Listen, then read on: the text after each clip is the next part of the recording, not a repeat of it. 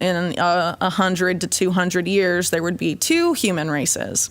There would be the upgraded, augmented elite who were intellectual and attractive and, you know, were the ones that did everything. And then a dwarf-like, troll-like, squat underclass that eats bugs. And, you know, for people that have been paying attention, it seems like, you know, they're selling this as one way. It's all going to be a utopian thing if we all upgrade. I mean, that's how it's being framed, right? But if you look at how these people think, they don't want that. They're looking at feudalism and how do you create a class of slaves that cannot even cognitively rebel ever again. It's devastating. And the fact that these people, you know, act like it was for the children or for public health when, you know, the evidence increasingly comes out and it wasn't, you know, it was for something else. You have no clue what the elite are planning for humanity.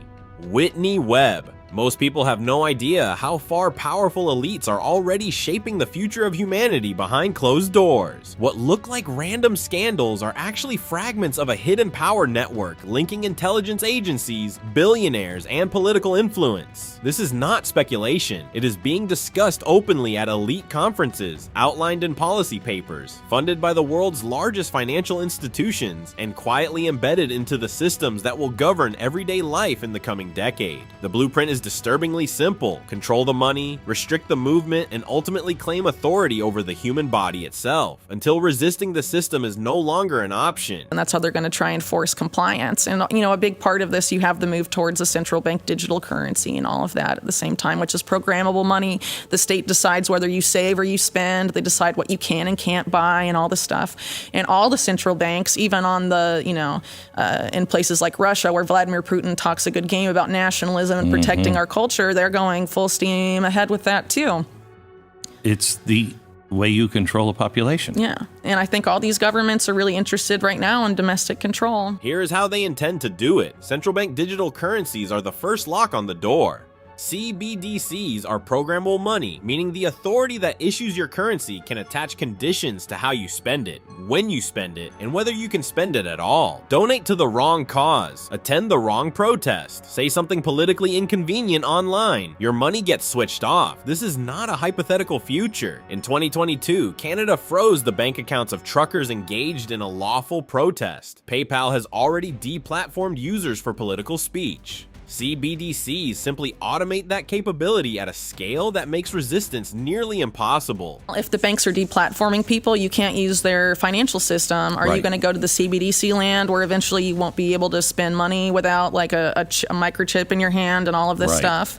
You know, there's obvious red lines people can't cross. How are you going to feed your family? How are you going to keep your house heated in winter?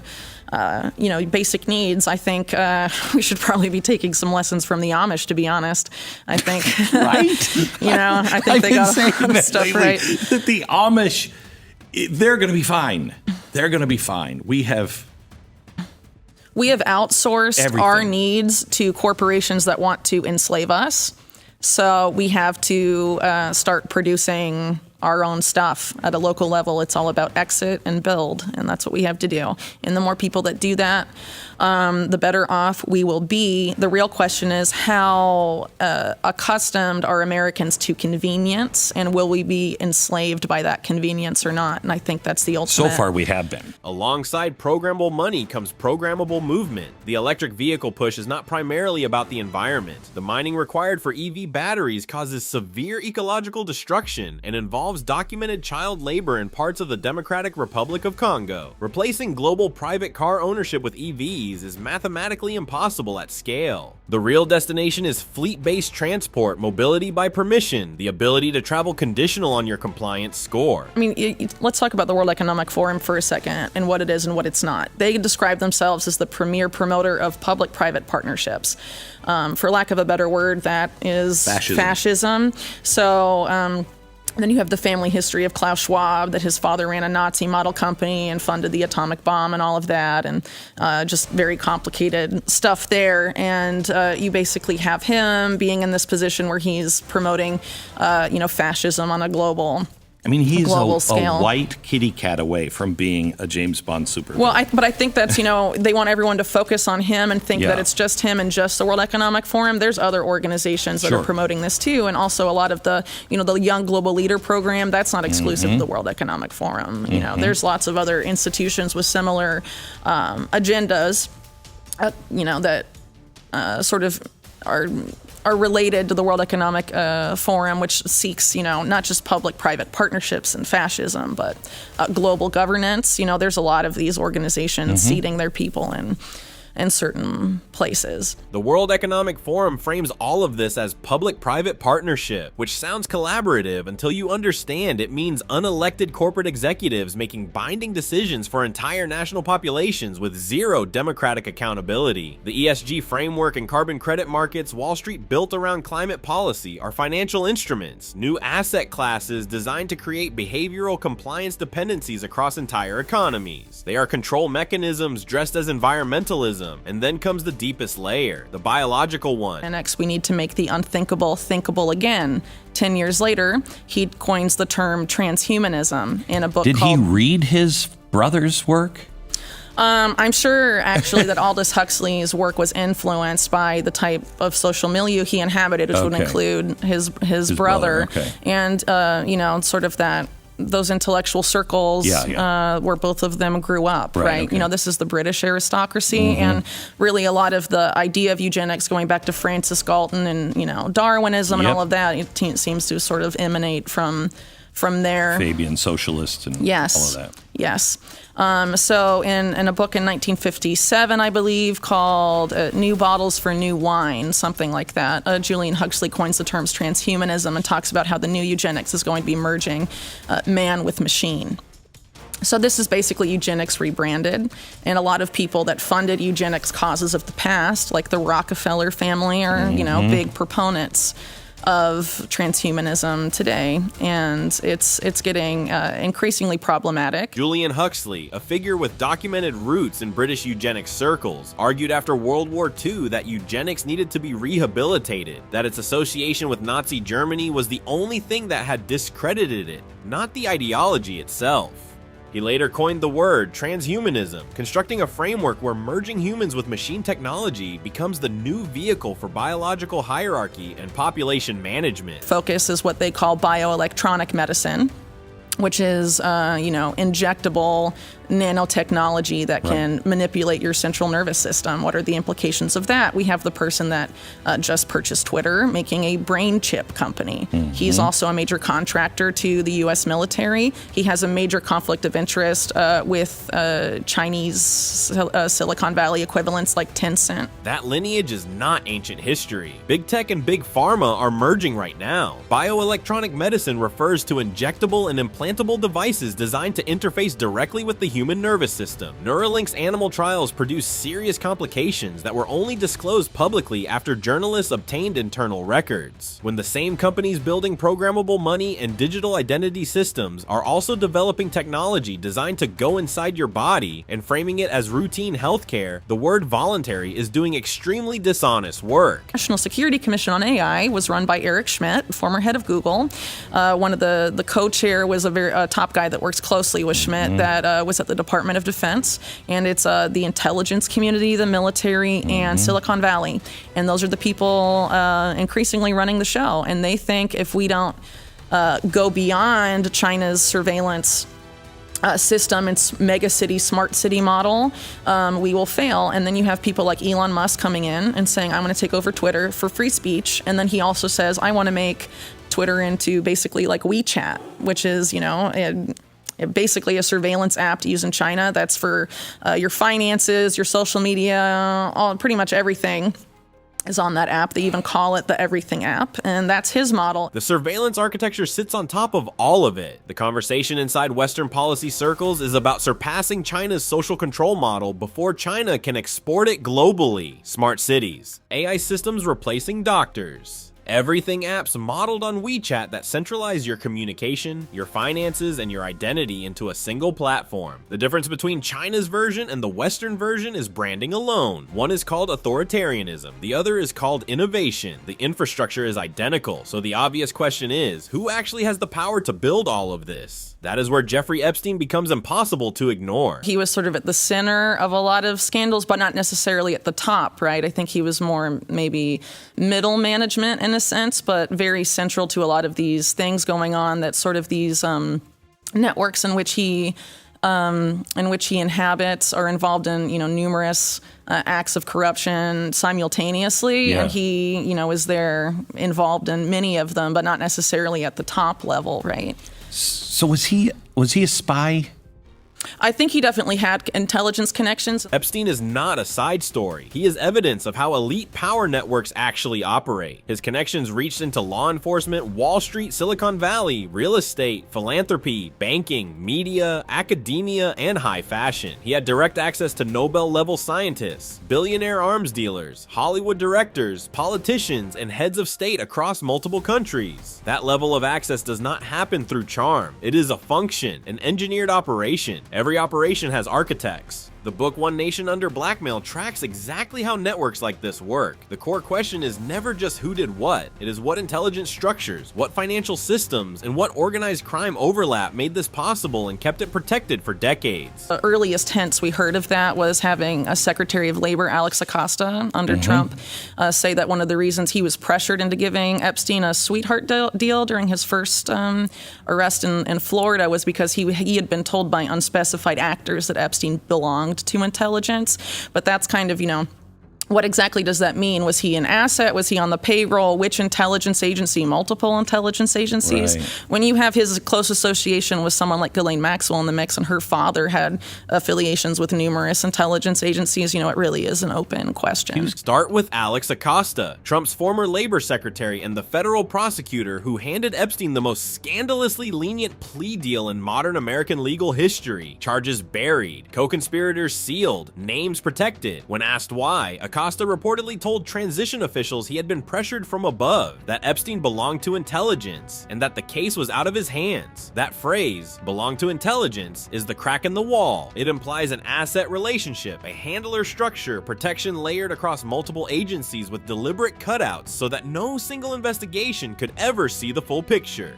Ghislaine Maxwell's family history tells you the layering goes even deeper. Maxwell was involved in many things, but he definitely played a major role in undermining U.S. national security by selling bug software to nuclear laboratories in the United States. And this was directly facilitated by well-known statesmen in U.S. history, like Henry Kissinger, for example. And a lot of the people, I think, that enabled him, at least on the U.S. side, tend to be those that favor global governance, and they kind of don't want the U.S. to have that kind of monopoly on power. Robert Maxwell, Ghislaine's father, was one of the most connected intelligence operators of the entire Cold War. Verified threads ran through British intelligence, Israeli intelligence, KGB-linked Eastern European networks, and alleged intersections with Iran-Contra. He was loyal to nothing except money and power. What he wanted was a political dynasty, so he pushed Ghislaine into elite social circles, grooming her to marry into legacy power. When he died under suspicious circumstances in 1991, found floating near his yacht off the Canary Islands, Ghislaine was psychologically shattered. Her entire identity had been built around his approval and access. Within a short time, she attached herself to Jeffrey Epstein, a man who carried identical energy, controlling, deeply connected, operating deliberately in the gray space between legitimate power and organized crime. That was a generational handoff. Today, I think we've moved away from the type of model that Epstein used for sexual blackmail. It's an era of electronic blackmail, and you don't even have to do anything wrong. They can just plant it on your devices and play gotcha that way. So it's really an unprecedented situation. And a lot of these intelligence agencies as I note in the book, really for decades have been totally out of control. And I really start off the book talking about how intelligence agencies and organized crime in the U.S. got in bed together, and really that symbiosis. It was originally justified out of wartime necessity during World War II. Fighting the Nazis. But it never stopped, right? Right. And it's, business is business, and some of these people in our own national security state, realized they could make a lot of money working with organized crime and really shielding them and getting in on the spoils, I guess you could say. Mainstream media allows a very specific frame around Epstein. Sexual crimes committed roughly between 2000 and 2006. Everything outside that window is sealed. Financial crimes, intelligence ties, institutional enablers, decades of protection, all sanitized. This is journalistic compliance, not failure. The editors and executives are embedded inside the same power structures that require protection. Completeness would implicate the people who control the coverage. Then there are the deaths. You also have Jean-Luc Brunel, who was a major facilitator of his sex trafficking activities, particularly when it came to the modeling industry. Turned up dead in his prison cell. You have Epstein himself, and then you have the son of Esther Salas, who was the judge overseeing the Epstein Deutsche Bank case, murdered at her home. Let's not just gloss over Epstein and his death. Do you believe he hung himself? I think the official story is just, it's crazy, personally, because, he was a tall guy. He's supposed to have hung himself from something that's shorter than his standing height with paper thin sheets. He would have had to curl up in the fetal position to hang himself. And he's, You're not going to do that. It's very, it's logistically impossible. We're supposed to believe all the cameras malfunctioned that night. The prison guards were asleep. It's a lot of coincidences. Epstein found dead in a maximum security federal facility. Cameras failed. 2 guards fell asleep simultaneously and falsified their logs. A man allegedly hanged himself from a fixture forensic experts said was too low to generate fatal force. Jean-Luc Brunel, Epstein's modeling associate and alleged victim procurer, found dead in a Paris cell in 2022, ruled suicide. Judge Esther Salas was presiding over an Epstein-connected Deutsche Bank case when a gunman appeared at her front door and shot her son dead. Mark Middleton, a Clinton White House aide who personally signed Epstein into the White House on multiple visits, was found in Arkansas hanging from a tree with a shotgun wound to his chest, ruled suicide. A court then sealed the evidence. That sealing came directly after UK newspapers published visitor logs connecting Middleton to Epstein. The pattern does not whisper, it screams. The Epstein-Clinton relationship, he goes from Ponzi schemes to Clinton fundraising. Then he's involved with a lot of the 1996 controversial fundraisers that were investigated by Congress.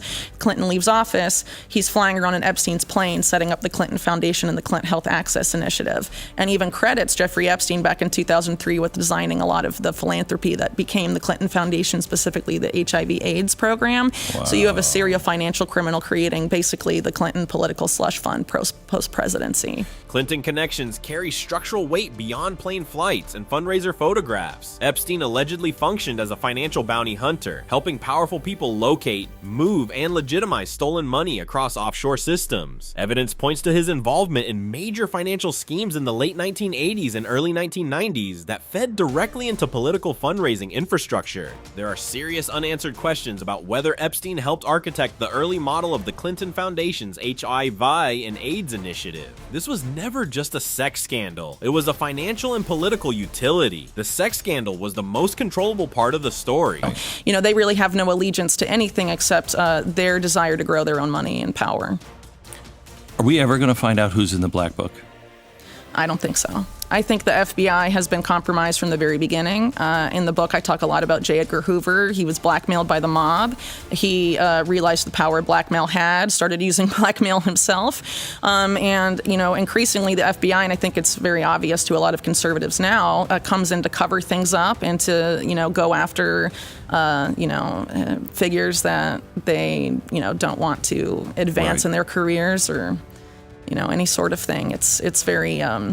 It's very complicated. So what do we do as a country when, there needs to be massive investigations of all sorts of stuff, Jeffrey Epstein being one, and, the government is increasingly incapable of investigating itself, especially when you're looking at the FBI or something. To understand why it stayed protected for so long, you have to go back to World War II. Intelligence agencies and organized crime built a working relationship out of wartime necessity. That relationship never ended. National security figures used it for profit and control long after the war was over. Under Hoover, the FBI itself was compromised through mob leverage, and that created a template that has never been retired. Capture powerful people through blackmail, and you own them forever. Once you control the investigative organs of the state investigates nothing that threatens itself. The old blackmail system required real crimes, but the digital era does not. With access to devices, evidence, and digital trails can be fabricated, allowing leverage to be created against anyone. Meanwhile, surveillance systems and digital control infrastructure are being built through international institutions without meaningful public consent. So people are waking up fast enough to change the course, or will the system lock into place before anyone realizes what has happened? If this video made you think, hit like, share, and subscribe.